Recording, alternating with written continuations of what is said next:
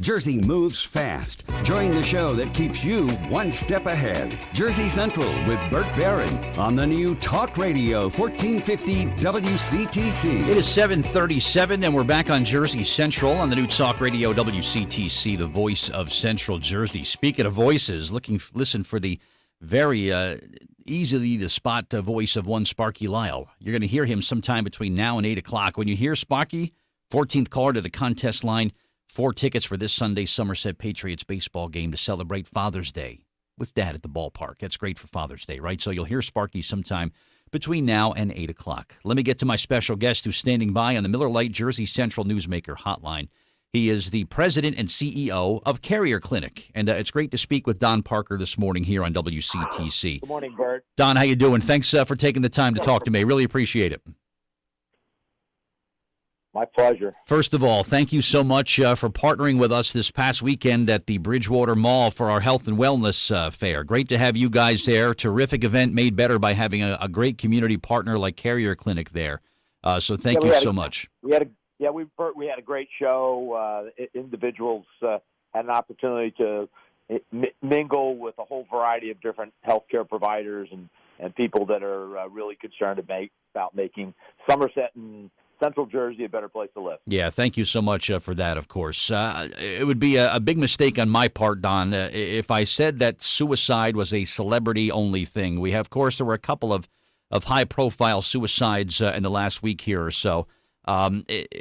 Depression and suicide, it knows no boundaries, whether you're rich, poor, whatever, it doesn't matter. I am so close, Don, and maybe you'll agree with me on this. We have an opioid epidemic in our state. It's been declared an opioid epidemic. I am so close to saying that clinical depression is also approaching the epidemic stage, because when I see things like this, and sometimes it takes a high-profile person to kind of get the conversation going again, much like we're doing today, you hear about people with PTSD and so many people that struggle with depression day in and day out in our state, that it's obviously not just a celebrity sort of thing. Your thoughts on depression and some things that Carrier Clinic does with regards to dealing with that. Talk about that. Yeah, sure. Bert, it's obviously New Jersey, and we're aware of it. Lots of times it hits the paper. We have a lot of celebrities in our state. However, it is a national problem. It's one of the few causes of death in the United States that have been growing over the last 2 decades. In fact, 45,000 people lost their lives to suicide in 2016.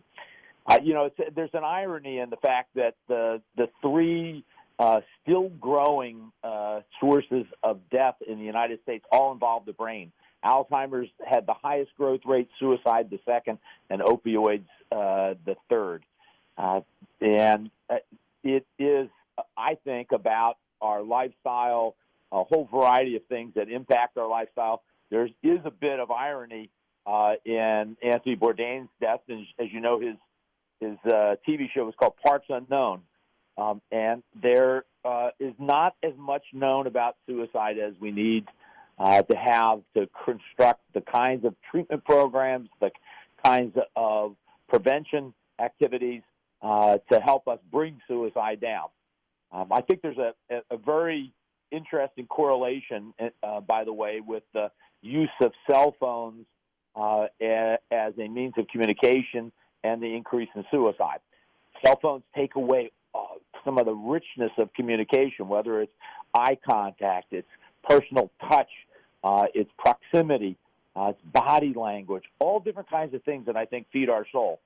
And we take that away when we talk on the cell phone and communicate through the cell phone all the time. We can't have those really intimate conversations that actually help us get through tough moments. And I think that actually there's an interesting book by an author from MIT named Sherry Turkle, and it's called Alone Together.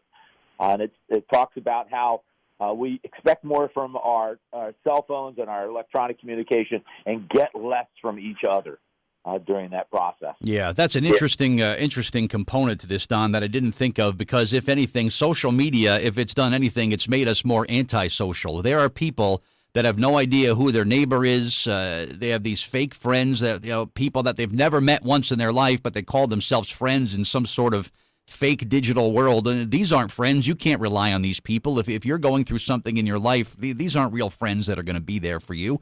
And if anything, this social media has kind of made us not even know the people that are right around us each and every day. And that's an interesting component that you said to that, and I'm glad you brought that up. Is there still a stigma that goes along with this, Don? If I feel that somebody is in trouble, real trouble, and I feel they're facing depression, do people sometimes have a stigma? They're afraid to get in their face about it because of what the reaction will be, or they're afraid to kind of create a rift between the person. I think, if anything, that is the time to speak up and really be persistent about getting help for somebody. Well, Bert, take for example, what happened this past week with Kate Spade and Bourdain. Would you have ever imagined the two of them, both at the top of their career, both apparently enjoying life, and the next day they're gone? There's a bit of a mystery behind that. Depression is an invisible disease with many people, and the interaction that we need oftentimes is disrupted by the stigma because it prohibits us from talking intimately about the subject and getting the help that we need. So you're right. Stigma's there. It's actually not as bad as it used to be. I've been in the business for 42 years, and I can tell you over those years we've gotten better. But we've gotten better in incremental steps. We need to take some giant step forwards to really address the issue. In fact, I was speaking to somebody last night, and I talked about the fact that we're in a knowledge economy, and that using the old military term, we need to leave no brain behind. And the fact is that, as I mentioned, those three areas where we've had increasing rates of disease and death all attack the brain. We are really in an era today where we need to find solutions for the brain. And we spent the least amount of attention on the brain of any organ in our body. And a lot of that's due to stigma, but a lot of that's due to the fact that the brain is so complex, it keeps us from working on it in a very profound way. We don't make as much progress because it's unpredictable. The unpredictability that you saw in Bourdain and Spade this past week. Yeah, I agree with everything you said, and you absolutely included the key word in there when you said apparently that their lives were going well. I mean, these people, you can create a fake public persona all you want where everything is great and every day you're a celebrity. It's like, your life cycle is, wake up, be awesome, sleep, repeat for some people. That's the impression that they have. But they're wrestling with real problems, Don. There's real issues at stake here. And the people that knew them intimately, we just don't know how much of this they knew and how much help they could have been for these people. And now it's too late. Now we'll never know. Well, Bert, back to my discussion about cell phones. So how do you pick that up? Only through communication that has many. In fact, the literature says 65% of all communication is body language. When you take 65% away from your communication, the value of communication, the signs of communication away, how do you find out that somebody is depressed? Where do you get the clues? For us, it's all about face-to-face treatment at Carrier Clinic.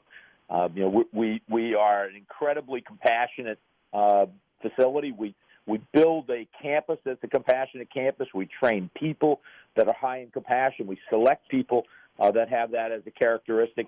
And then we use our interactional skills to work with people. It's an intense personal experience. We actually take away cell phones during the time that you're in the hospital and make sure that you're communicating in the old-fashioned way. And that old-fashioned way really allows us to understand what you're feeling, what you're experiencing, and then begin to address it, whether it's through medication. We've got an incredible number of new scientific approaches to dealing with the brain now that we're using at Carrier Clinic that we think are going to have a major breakthrough as we go forward, as we complete our clinical trials, helping people bridge the gap for communication, helping people who illnesses are invisible, and helping them sustain a healthy lifestyle. And actually, in the case of the two stars, enjoy their life and what they're experiencing. Yeah, and excellent component there to stripping that cell phone out of there. That is so key to the treatment and the recovery. That is a spectacular, spectacular thing there that Carrier Clinic is doing. Don, someone listening is struggling with depression, or maybe they know someone, a family member, a friend. What's the first step to take to begin that process with Carrier Clinic? What's the first thing they should do? Bert, I would say the first step is beginning the step at home when you're interacting with those individuals, where at work, wherever you happen to be. It's engaging them in a conversation so that you can steady them. You can help them sustain themselves through whatever dark moments they're going through. So it really is intensely discussing with the person. In the meantime, you can go to the emergency room at your local hospital. Most hospitals have what are called screening centers where they can have a psychiatrist check you out and see, in fact, whether you need some hospitalization or not to protect yourself. You can call Carrier directly and at 908-281-1000 and talk to our staff. They will ask you some questions, help to direct you to the right service if Carrier's not the right place, help you get the Carrier if it is, get the care that you need. We have over 300 patients every night on the campus at Carrier Clinic. We're very, very well hidden, surprised when people get there to see how large we are and the kinds of variety of services that we offer. Yeah, it's a remarkable place. I've had the privilege of visiting several times over the years, Don, and it's really just remarkable work that you're doing there. And I think for people, too, it's like don't accept denial. I mean, if you want to get help for somebody, the first thing they always say, Don, is, what are you talking about? I'm fine. I don't need any help. I'm good to go. You know what? Be persistent. You know what? Don't take no for an answer in that situation. Yeah, Bert, I mean, obviously, this is a disease that has far-reaching consequences. I mean, you look today, I mean, almost every one of the active shooting events, we pin on a behavioral health issue that the person is experiencing. Yet the violence that's happening in our society, mental health issues. So it's far-ranging, wide-reaching, and it is a disease that is very, very difficult to treat because, as you suggest, people deny it. They don't want to say, because of the stigma, because of the challenges of dealing with mental health issues, because of how we perceive it in the United States and, frankly, around the world. It is very, very difficult to get somebody into treatment. And it takes a persistent friend, family member, who will get you there, somebody who loves you. That's what it is. Carrier Clinic CEO and President Don Parker, great conversation this morning. And, again, thank you for all the great community work that your place and our radio station have done together for such a long time, and we will continue to do so. And thank you for being just a great partner for New Jersey, and I really enjoyed our conversation, Don, this morning. All right? Working at Carrier Clinic is one of the greatest activities in my career that I've been engaged in. It is a healing place, and I watch every day people walk out of Carrier with new lives in front of them. So, fantastic. Thanks for acknowledging us and having us on board to talk about it. Anytime. Thank you very much, Don, and we'll talk soon, all right? Take care. You too. Thank you. All right, Don Parker, he is the CEO and president of Carrier Clinic. Great to have him on WCTC this morning.